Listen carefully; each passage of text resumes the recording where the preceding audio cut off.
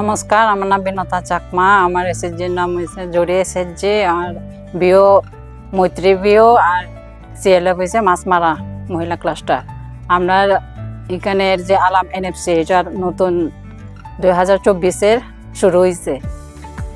2024-এর 9 October থেকে শুরু হয়েছে। ওখানে বর্তমানে আমরা এই এনএফসিটা করে সরকারি টিআরএলএম থেকে 2 লাখ টাকা পেয়েছি। এই 2 লাখ টাকার মধ্যে এই ঘরটা করেছি। এখন এই ঘরের মধ্যে মেশিনগুলা সেট করেছি, ওখানে এইখানে কাজ শুরু করেছি।